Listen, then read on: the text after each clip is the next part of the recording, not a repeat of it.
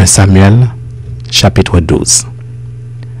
Samuel dit à tout Israël, « Voici, j'ai écouté votre voix dans tout ce que vous m'avez dit, et j'ai établi un roi sur vous. Et maintenant, voici le roi qui marchera devant vous. Pour moi, je suis vieux, j'ai blanchi, et mes fils sont avec vous. J'ai marché à votre tête depuis ma jeunesse jusqu'à ce jour. Me voici. Rendez témoignage contre moi en présence de l'Éternel et en présence de son roi. De qui ai-je pris le bœuf et de qui ai-je pris l'âne? Qui ai-je opprimé et qui ai-je traité durement? De qui ai-je reçu un présent pour fermer les yeux sur lui? Je vous le rendrai. » Ils répondirent, « Tu ne nous as point opprimés et tu ne nous as point traités durement et tu n'as reçu rien de la main de personne. » Il leur dit encore, « L'Éternel est témoin contre vous et son roi est témoin en ce jour que vous n'avez rien trouvé dans mes mains. » Et ils répondirent, « Ils en sont témoins. » Alors Samuel dit au peuple, « C'est l'Éternel qui a établi Moïse et Aaron et qui a fait monter vos pères du pays d'Égypte. Maintenant, présentez-vous, et je vous jugerai devant l'Éternel sur tous les bienfaits que l'Éternel vous a accordés à vous et à vos pères. Après que Jacob fut venu en Égypte, vos pères crièrent à l'Éternel, et l'Éternel envoya Moïse et Aaron qui firent sortir vos pères d'Égypte et les firent habiter dans ce lieu. Mais ils oublièrent l'Éternel leur Dieu, et ils les vendirent entre les mains de Sisera, chef de l'armée de Hatzor, entre les mains des Philistins, et entre les mains du roi de Moab, qui leur firent la guerre.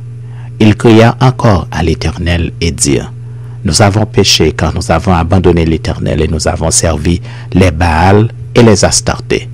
Délivre-nous maintenant de la main de nos ennemis, et nous te servirons. » Et l'Éternel envoya Jérubbaal, Bédan, Jephthé et Samuel, et il vous délivra de la main de vos ennemis qui vous entouraient, et vous demeurâtes en sécurité. Puis, voyant que Nachash, roi des fils d'Ammon, marchait contre vous, vous m'avez dit non, mais un roi régnera sur nous, et cependant, l'Éternel votre Dieu était votre roi. Voici donc le roi que vous avez choisi, que vous avez demandé. Voici, l'Éternel a mis sur vous un roi. Si vous craignez l'Éternel, si vous le servez, si vous obéissez à sa voix, et si vous n'êtes point rebelle à la parole de l'Éternel, vous vous attacherez à l'Éternel, votre Dieu, vous et le roi qui règne sur vous. Mais si vous n'obéissez pas à la voix de l'Éternel, et si vous êtes rebelle à la parole de l'Éternel, la main de l'Éternel sera contre vous, comme elle a été contre vos pères. Attendez encore ici, et voyez le prodige que l'Éternel va opérer sous vos yeux. Ne sommes-nous pas à la moisson des blés? J'invoquerai l'Éternel, et il enverra du tonnerre et de la pluie. Sachez alors, et voyez combien vous avez eu tort aux yeux de l'Éternel de demander pour vous un roi. Samuel invoqua l'Éternel, et l'Éternel envoya ce même jour du tonnerre et de la pluie. Tout le peuple eut une grande crainte de l'Éternel et de Samuel.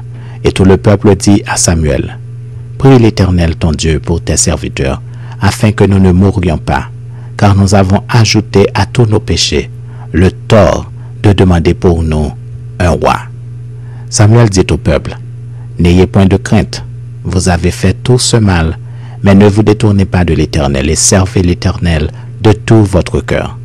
Ne vous en détournez pas, sinon vous iriez après des choses de néant qui n'apportent ni profit ni délivrance, parce que ce sont des choses de néant. L'Éternel n'abandonnera point son peuple à cause de son grand nom, car l'Éternel a résolu de faire de vous son peuple. Loin de moi aussi de pécher contre l'Éternel, de cesser de prier pour vous. Je vous enseignerai le bon et le droit chemin.